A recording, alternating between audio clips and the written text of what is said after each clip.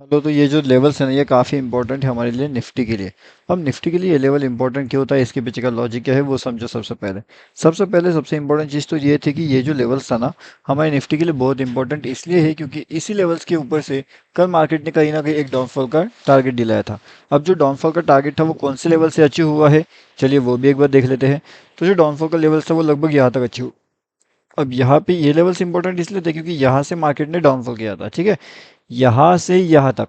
अब अगर हम इस डाउनफॉल की बात करें तो ये लेवल्स कौन सा है, तो 430 के आसपास के लेवल से। एंड डाउनफॉल की अगर हम बात करें तो 325 के लेवल से। तो लगभग अगर हम देखेंगे तो ये 100 से ज़्यादा मतलब 105 पॉइंट्स का डाउनफॉल है। अब मार्केट कहीं ना कहीं उस लेवल्स के आसपास आता है, यहाँ पे लोगों को ट्रैप करवाता है। अब ट्रैप इसलिए करवाता है क्योंकि मार्केट में लोग ये सोचेंगे कि मार्केट ऐसे नीचे जाएगा, लेकिन मार्केट ऐसे नीचे जाकर के ऊपर रिकवर हो जाता है। तो इसे हम कहते हैं वी शेप रिकवरी। अब ये वी शेप रिकवरी होने के बाद में कौन सा टारगेट हमारे लिए इंपॉर्टेंट होगा वो भी देखेंगे। उसके साथ में अगर आपने फ्री टेलीग्राम चैनल ज्वाइन नहीं किया तो यहाँ पे आकर के ज्वाइन कर लीजिए। ये totally totally free to join होता है एंड इसका लिंक आपको वीडियो के डिस्क्रिप्शन में अवेलेबल है। ओके। अब कल के लिए यानी कि मंडे के लिए हमारे पास इंपॉर्टेंट लेवल्स कौन से रहेंगे। सबसे पहली चीज इंपॉर्टेंट लेवल ये रहेगा कि 22,457 के ऊपर मार्केट निकलते ही ऊपर के साइड का टारगेट प्लानिंग किया जा सकता है। 500 प्लस के टारगेट्स वहाँ पे कंसिडर कर सकते हैं। डाउनफॉल में अगर एंट्री की बात करना है तो यहाँ पे 425 का लेवल्स इंपॉर्टेंट रहेगा वापस। उस लेवल से अगर डाउनफॉल का टारगेट मिलता है तो फिर 325 के टारगेट्स के लिए हम जा सकते हैं, जो कि कल वाले टारगेट के आसपास का हो सकता है। अब ये एक बार एंट्री प्लान फेल हो चुका है, सेकंड एंट्री अगर हमें मिलती है तो वहाँ पे एंट्री प्लान किया जा सकता है। अब ये निफ्टी 50 में हो सकता है, बैंक निफ्टी में भी हम कर सकते हैं, लेकिन उसके लिए डिपेंड करना पड़ेगा कि वहाँ पे 90-10 का स्ट्रेटेजी अप्लाई हो रहा है, डबल टॉप का स्ट्रेटेजी अप्लाई हो रहा है या फिर डबल बॉटम का स्ट्रेटेजी अप्लाई हो रहा है।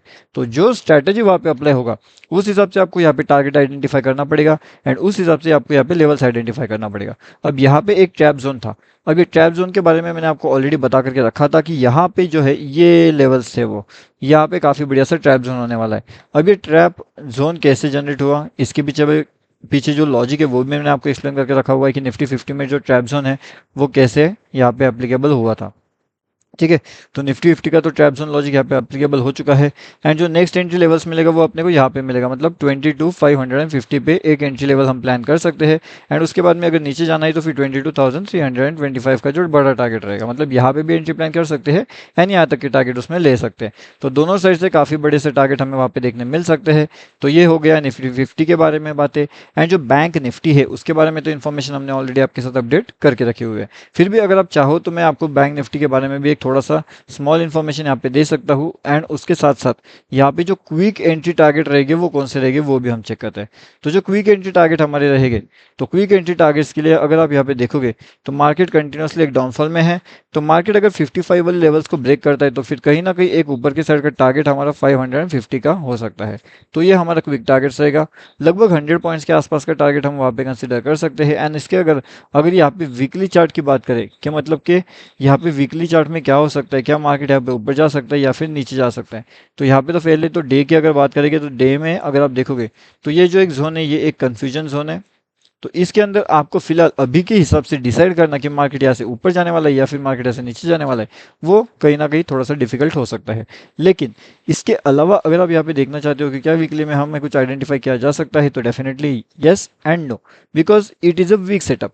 अब यहाँ पे बहुत ज़्यादा वीक है तो अकॉर्डिंग देखोगे तो यहाँ पे कहीं ना कहीं तो हमें यहाँ पे वीकली चार्ट को भी थोड़ा सा ध्यान से ही एनालिसिस करना पड़ेगा। अगर हमें वीकली चार्ट में एनालिसिस नहीं जम पा रहा है या फिर नहीं हो पा रहा है तो हमें क्या करना चाहिए, कहीं ना कहीं हम एनालिसिस एनालिसिस में भी हम वहाँ पे देख सकते हैं या फिर इंटरडे टारगेट एनालिसिस का भी हम वहाँ पे जो है चेक कर सकते हैं। ठीक है। तो आई होप ये तो पता डाउनफॉल एनालिसिस कौन सा रहेगा एंड अपर साइड एनालिसिस कौन सा रहेगा निफ्टी 50 के अंदर। ओके। अब इसके अलावा यहाँ पे जो भी फ्री टेलीग्राम चैनल है हमारा उसके अंदर अगर आपने ज्वाइनिंग नहीं किया तो डेफिनेटली यहाँ पे आकर के आप ज्वाइन कर सकते हो। इसका लिंक आपको वीडियो के डिस्क्रिप्शन में मिल जाएगा।